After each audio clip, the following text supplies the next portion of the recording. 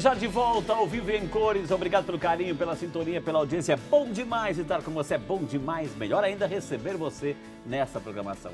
Hoje estamos falando sobre intolerância e refluxo. Estamos recebendo uma das maiores autoridades do tema que a gente conhece, o Dr. Rogério Antunes Pereira Filho, clínico geral e também gastroenterologista, né? Recebeu nosso convite aqui, brilhantemente está respondendo tudo e vai ligando, vai participando do programa, é seu, você sabe disso. Então, por favor, não deixe a sua pergunta para o final. No final vem aqueles calhamaços, eu não vou conseguir ler. Você não vai ter a sua resposta, o doutor vai ficar triste porque não vai poder te ajudar. Então, a partir de agora, por favor, vai encaminhando aí o seu e-mail, o seu pedido, o WhatsApp, enfim, fique à vontade, ligue, participe. Doutor, a gente viu o primeiro bloco, entendemos o conceito de intolerância. Nós nascemos, todos nós nascemos com a lactase em grande quantidade. É por isso assim que a criança se alimenta nos 6 meses só do leite materno. Então ele vai se potencializando com muita lactase, que é essa enzima que a gente tem para se proteger. Porque lá na frente a gente vai precisar delas, né? Para quebrar essas moléculas da lactose, né, doutor? Agora, tem algum, digamos assim, defeito genético? Crianças que nascem já com esta... Não, existe uma outra... Existe um outro tipo de problema na criança que é um mecanismo totalmente diferente, que é um mecanismo alérgico. Mecanismo alérgico é outra coisa. Ela não depende de quantidade. Porque você veja, a intolerância... Se a pessoa tem um pouco de lactase, ela pode um pouco de lactose. Por exemplo, se eu não for um grande deficiente de lactase, eu posso tomar meu leite de manhã sossegado. Mas provavelmente se eu tomar o leite de manhã, pudim de leite na hora do almoço e à noite um banana split com sorvete de creme, que tem muita lactose, provavelmente eu vou sentir, porque eu não tenho lactase para tudo isso. Agora, doutor, como é que o nosso organismo começa a identificar que eu tenho essa intolerância à lactose? Ou seja, que sintomas que eu começo a ter que eu tenho que prestar atenção, doutor? Deixa eu antes só completar uma coisa. Claro, Quando eu disse que o mecanismo diferente que existe na criança pequena, existe uma coisa chamada intolerância à proteína do leite. Aí é um mecanismo... Que é diferente. Totalmente diferente. É um mecanismo alérgico.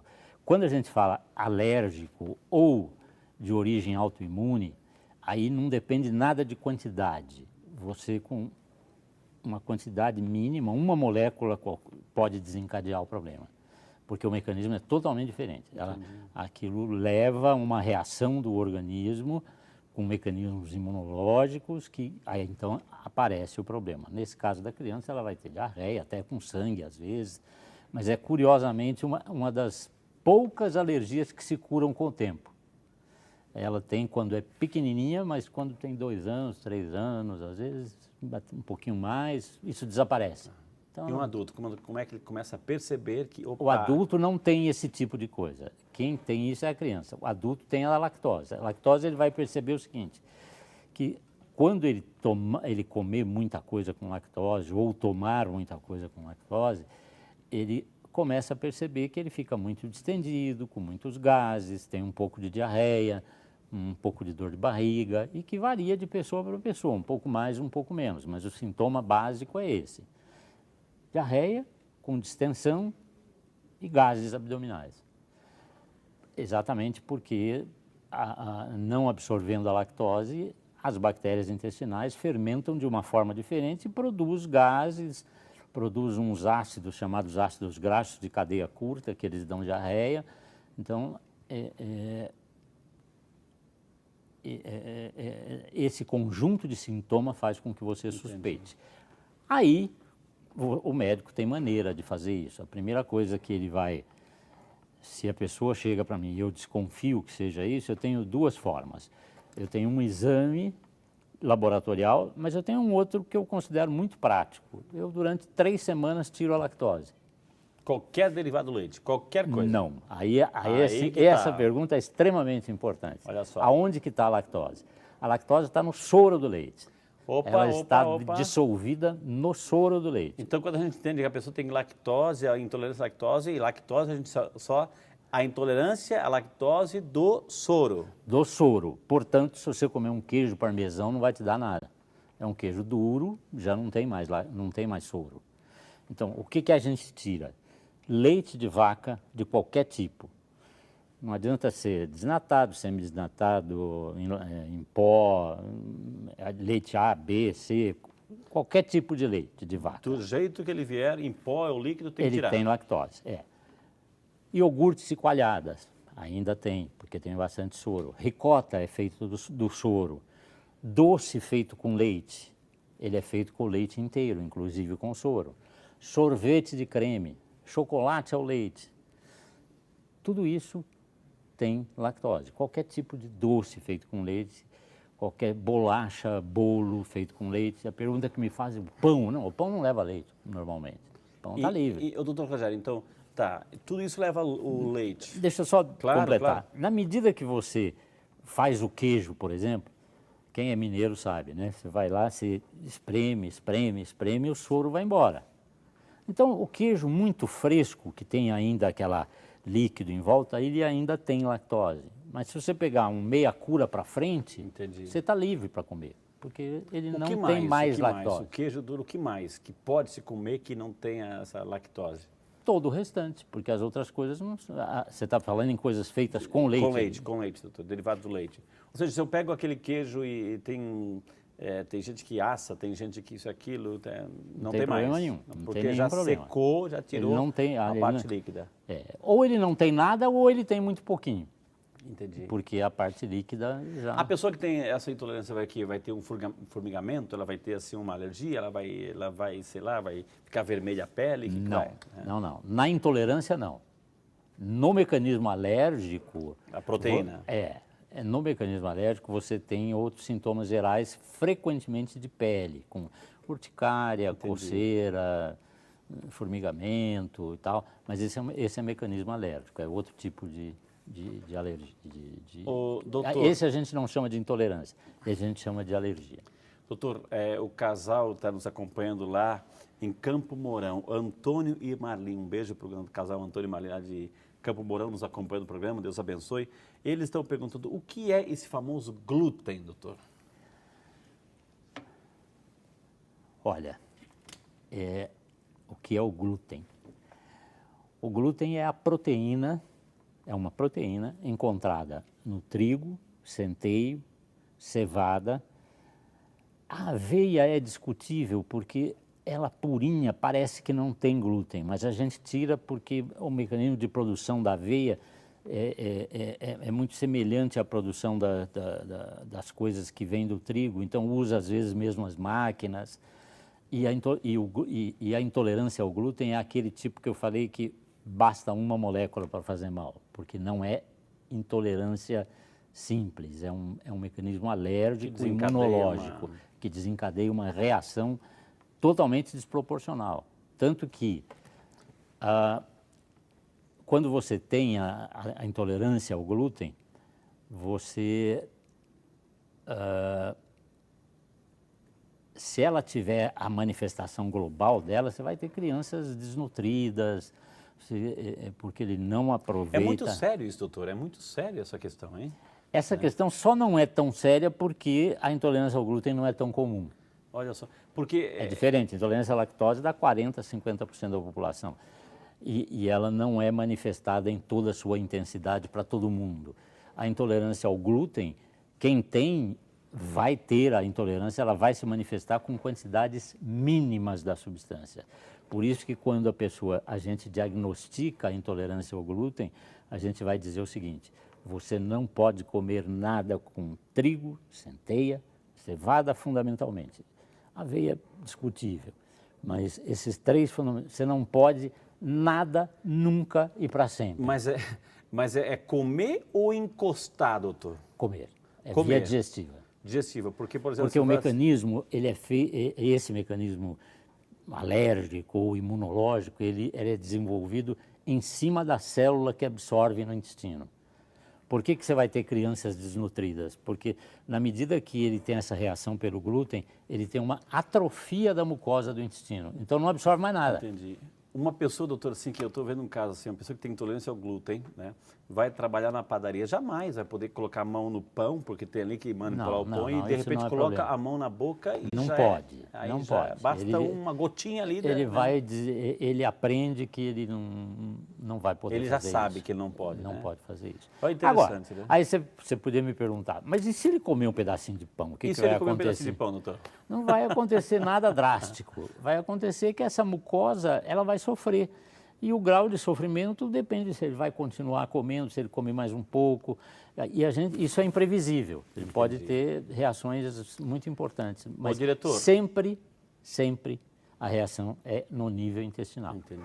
Doutor, a gente tem um pouco de pergunta, doutor, a gente foi às ruas aqui para ouvir também os questionamentos do povo de Deus aqui. O povo tem vez, o povo tem voz, o povo pergunta aqui no nosso programa. Vamos às ruas.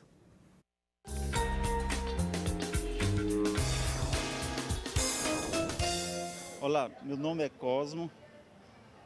Eu queria fazer uma pergunta. A tolerância à lactose pode aparecer na vida adulta? E aí, doutor, assim... Em geral, ela Pode, né? aparece na vida adulta. Por aquela razão que eu disse, a criança tem muita lactase. O adulto é que tem menos lactase. Então, Porque vai perdendo no decorrer da vida. a doutor. decorrer da vida. Mas é uma curva, é uma perda muito grande num determinado período e depois ela estabiliza mais ou menos. Não quer dizer que você, por exemplo, dos 50 aos 70, essa diferença, aos 50 aos 70 anos vai ocorrer a doença porque perdeu mais. Não. Em geral, a perda ocorre no início já da vida adulta e depois permanece baixo. Doutor, o que tem de pergunta aqui chegando também sobre refluxo? Aliás, vamos entender que o tema já é intolerância e refluxo. O senhor queria falar? Eu queria completar Deve, doutor. Aqui o senhor é do glúten. autoridade, doutor. Eu quero completar do glúten porque hoje está existindo um modismo que é tirar o glúten. Então, você vai em qualquer... O organismo precisa, doutor? Não, ele é uma proteína importante. Você imagina se falar para uma criança, se é intolerante ao glúten, ela não pode comer coxinha, ela não pode comer quibe, ela não pode comer pão, ela não pode comer bolacha, ela não pode comer bolo, ela não pode ir numa festa. Se Ela ela pode sair de for, casa, ela tem né? que levar o lanche de casa, né? Então, é muito importante a intolerância ao glúten, porque é uma retirada total e Drástica. para sempre do glúten. Agora, quando eu digo que existe um certo modismo, tem vários profissionais da área de alimentação, etc., tiram o glúten das pessoas. Não, tire lactose e glúten. Ora,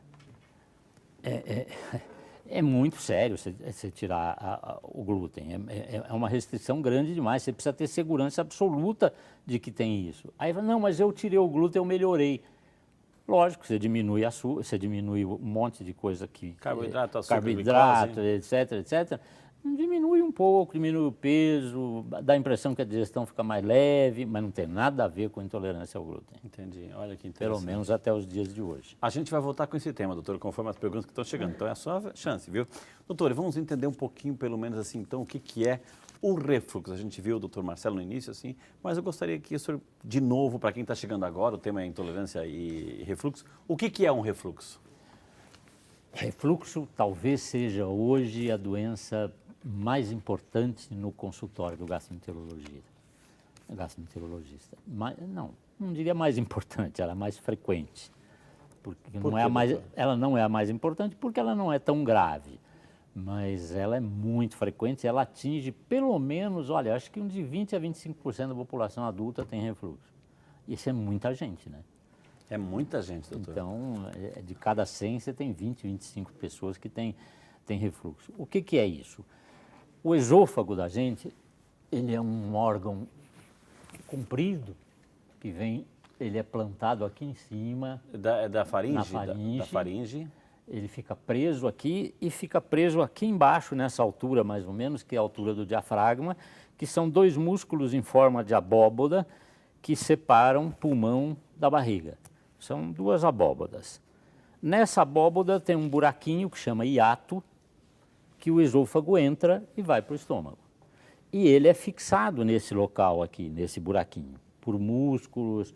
E como disse o colega que falou há pouco, ao longo da vida pode acontecer que essa ligação do esôfago com o diafragma enfraqueça. Então, ele pode desenvolver uma hérnia hiatal. Mas a hérnia hiatal, que seria, então, o esôfago ele se desprende daqui e puxa um pouquinho o estômago para cima. Ela não é a causa principal de refluxo. A causa principal é que a gente tem uma valvulinha na parte final do esôfago, é uma valvulinha que você não enxerga, mas ela é funcional. São fibras especiais que fecham quando você não está engolindo. Quando elas fecham, elas não permitem que o ácido do estômago volte para o esôfago. Porque o estômago tem um ácido para trabalhar na digestão, certo? Exatamente, mas o estômago é protegido por um muco e ele pode ter ácido. O esôfago não é. Então, se você tiver um retorno do ácido do estômago para o esôfago, ele vai te dar doença. A doença que ele dá é a esofagite, que é a inflamação do esôfago pelo ácido. Pelo ácido do estômago. Pelo ácido do estômago. Agora, é muito frequente o relaxamento dessa válvula, por razões até meio desconhecidas. Porque normalmente, todas as pessoas, no momento de engolir, no ato de engolir, a válvula abre. A hora que você acabou de engolir, ela tem que fechar. Mas existem alguns relaxamentos espontâneos dessa válvula que não são muito conhecidos, razões não muito conhecidas. E ela falha para muitas pessoas. Então, tem gente que tem muito refluxo. Como esse moço que disse que estava bem. Agora, doutor, eu vou fazer a pergunta, o senhor vai responder no próximo bloco. O ácido, esse suco gástrico, esse ácido do estômago, volta com a pessoa que está de pé, enfim, que tem a questão da gravidade, ou volta quando a pessoa está dormindo, está descansando, está, né? Você quer aqui, né? Já vai desenhar aqui, então já vai desenhando. Não vou desenhar. Tá. Eu só vou te mostrar o seguinte. Se você estiver de pé, o esôfago está aqui e o ácido está aqui no estômago. Então não tem como, é gravidade. Você tem a gravidade, mas ele reflui mesmo assim. Olha só. Ele reflui. Mesmo assim, por quê? Porque tem movimentos peristálticos do estômago, do esôfago, etc. Mas na hora que você deita, a tendência é piorar. Principalmente se a válvula for muito ruim, só a gravidade é capaz de deixar o ácido voltar mais. Transitar. Então, frequentemente as pessoas pioram na posição deitada. Por essa mesma razão, o principal sintoma, ou os principais, que são a queimação e a regurgitação, elas aparecem após comer, que você distende o estômago, a pressão para voltar é maior. E vamos perguntar se dormir de barriga para cima, para baixo e tudo mais se influencia aí nesse refluxo. Então, pequena influência, muito pequena. Existem pessoas que se acomodam um pouco melhor dependendo do lado. Mas a diferença é muito pequena na posição. Tudo isso e muito mais. Desculpe. Claro. É que envolve. Quer falar, tem que falar. Envolve posição também, você dormir um pouco mais assim. Entendi. É que eu penso, você perguntou do lado só. Não, mas o que influencia muito é você poder levantar um pouquinho para diminuir o chamado refluxo noturno. Então, em geral, a gente aconselha a subir, botar um calço de 12 a 15 centímetros na cabeceira da cama, lá embaixo, no pé da cabeceira. No pé da cabeceira. Né? No pé da cabeceira. Cabeceira. Né? Que aí você fica nessa posição. Fica é melhor do que só o travesseiro elevado, porque você fica com dor no pescoço, né? Gente, tudo isso está muito bom, tem muita pergunta chegando, muitos e-mails chegando, a gente vai chamar um intervalo na sequência, mas muito mais informações. Eu só ainda não vi a sua pergunta, por quê? Quer participar? Quer interagir? Então liga. O Vídeo Saúde é seu, volta já só para você.